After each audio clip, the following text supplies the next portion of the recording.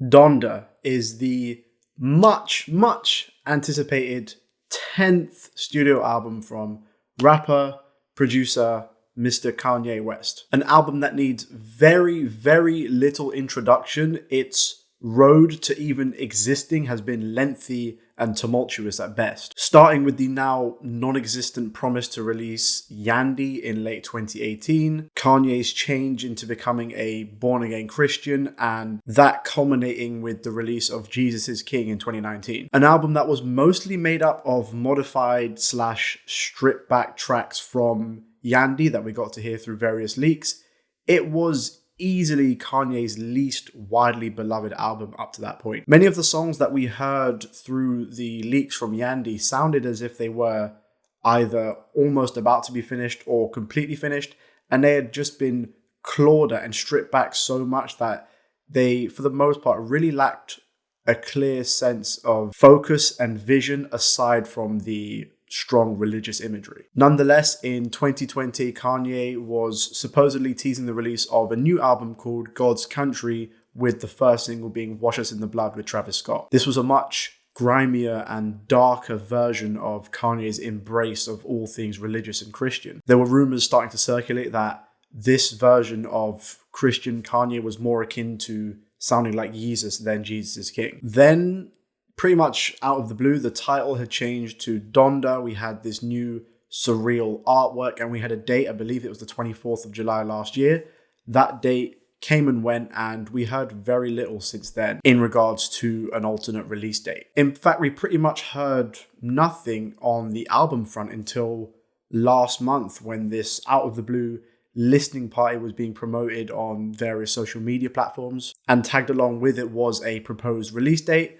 Once again, the listening party came, the date came, and nothing happened. In fact, it took 2 whole additional stadium listening parties before Donda actually dropped. Of course, prior to Donda actually coming out, in mid to late last year, he was in the middle of a quite frankly bizarre and sometimes troubling presidential campaign where it was very clear to see he was still dealing with some serious personal, emotional, and mental health issues, at one point breaking down in tears whilst giving a speech. That emotional mental health struggle post Ye and post Kids See Ghosts, coupled along with the obvious grief and continuing healing process after the death of his mother, form the thematic core of Donda. Structurally, I would compare Donda to My Beautiful Dark Twisted Fantasy, in the same way that that album was this maximalist amalgamation of all the sounds Kanye had worked with before. Donda is this melting pot of sounds and ideas from the last decade or so. The strong religious content and gospel sounds of Jesus is King, the meditative reflection of Ye, the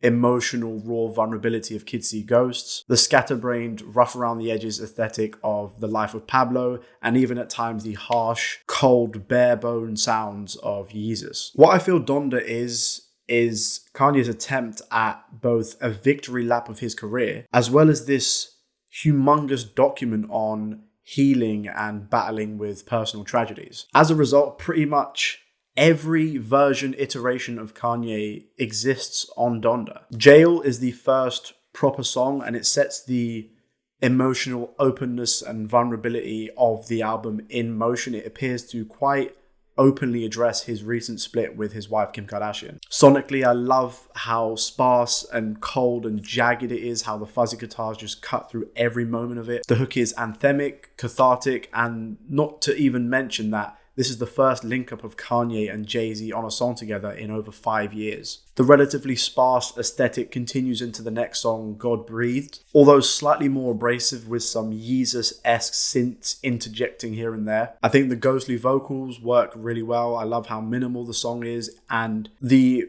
choir-like samples literally sound like it's being sung in a monastery. The only gripe I have with this particular song is the unnecessarily long outro piece. I understand its purpose and it sets the mood very well, but I do think it could have been slightly edited down. And that aspect is somewhat of a drawback of this album in certain parts. Like I said, it is massive in size. It runs at nearly an hour and 50 minutes, which is quite frankly absurd. I think the best exploration of this sound, this ghostly, dark, bare bones aesthetic, is the song Jonah. I think the only way you can describe this song is stunning. It's built on what sounds like these backmasked vocals, and the whole song is driven by Vori's extremely emotive, distinctive voice. It's a song about loss and loneliness and struggle and pain, and that sentiment is hammered home by a very brief but strong Lil Durk feature. Kanye's appearance on this song is actually even shorter than Lil Durk's, but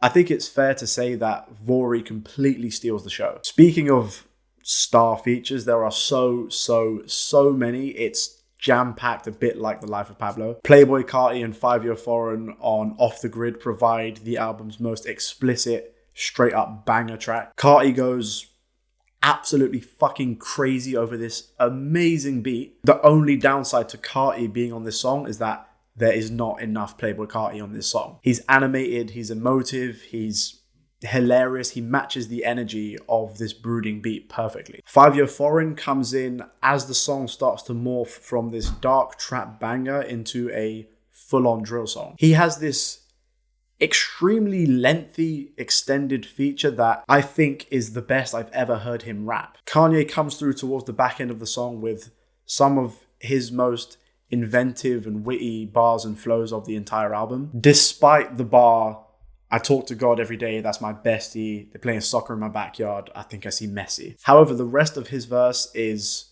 classic Kanye, filled with big-headedness, ego, confidence, and swagger. Those themes are actually more apparent in the first section of the album. The first maybe half or third or so is aesthetically darker, sonically louder, as it starts to slowly transition into something lighter and more ethereal, more optimistic, more positive, and dare I say happier. The song Believe What I Say is like the ultimate Kanye West summer bop backed by an amazing sample of Lauryn Hill's Doo Wop. Its infectious groove and disgusting bassline will make the stiffest of men at least tap their feet. Lyrically, it's super motivational and playful and positive, and for the first time in quite a long while, it sounds as if Kanye is genuinely content in this moment despite all of his issues. At one point in the song, he even says, "Things I cried about, I find laughable." I do actually believe this is a ready-made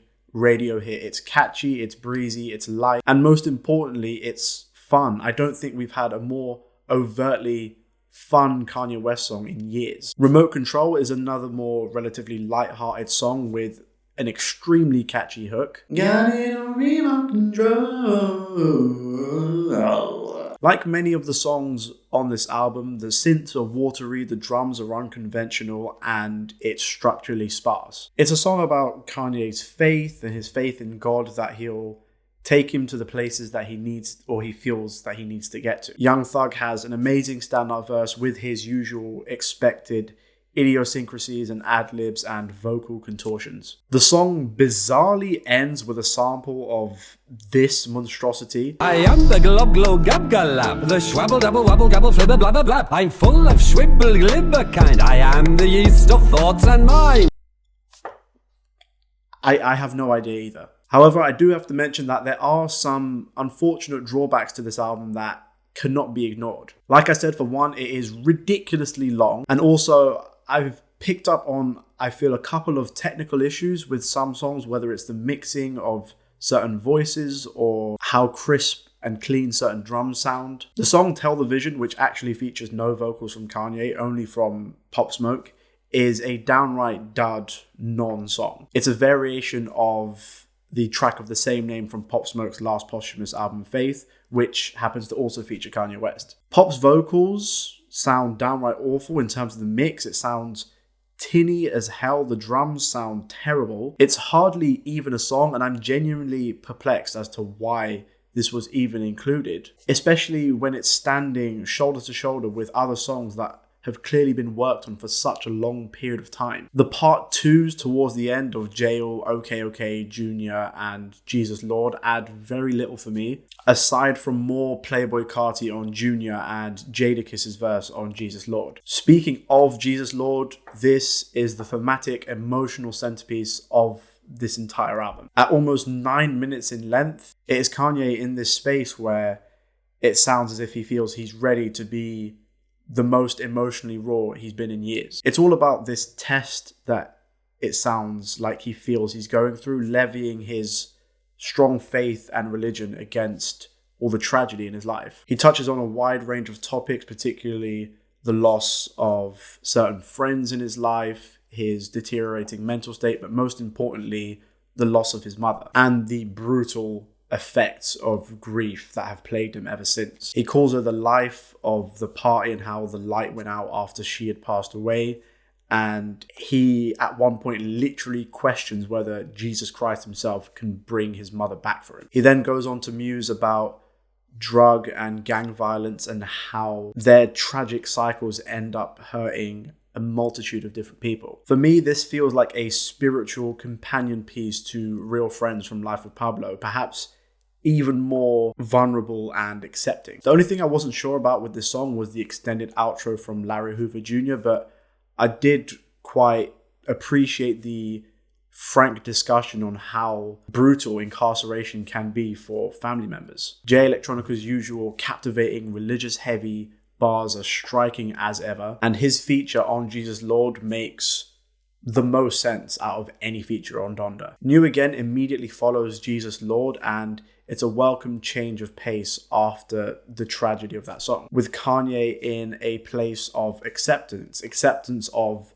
the realities of all the things he's gone through in his life, but also him accepting the all-healing power of the God that he believes in. Now, I, for one, am the furthest thing from a believer in any type of God or deity figure, but Kanye being able to seemingly deal with these issues as head-on as possible and use his faith as a vessel for genuine healing is ultimately a positive thing. Sonically, New Again is very synth-heavy, the most synth-heavy song of Donda. It's heavenly, and once again, like so many of these songs, it's catchy as hell, especially the amazing Make Me New Again choir outro. It's this moment of rebirth that culminates in the final song of the narrative, which is No Child Left Behind, with Kanye on that song simply proclaiming that he's done miracles on me. Donda is by no means a perfect album. The runtime and some questionable choices here and there are significant drawbacks, but ultimately I think Kanye being 10 albums into his career now and still being willing to make something this risky and out there and downright wild is a testament to his longevity and his talent as an artist. There are so many immense highs and highlights that I think easily outweigh some of the negatives. I feel when Kanye first announced Jesus is King in 2019, this is the album that people were hoping for. And thankfully for Kanye fans, that album finally exists. Donda represents both the purest love in Kanye West's life and the most heartbreaking tragedy. And those polar opposites, those highs and lows, are laid out and explored in some wildly inventive ways on Donda. And for that reason, I am feeling a big fat 8. Those are my thoughts on Kanye West's new album Donda. Make sure to let me know in the comments down below what you guys think. Make sure to like, subscribe, dong the bell, and I shall see you next time.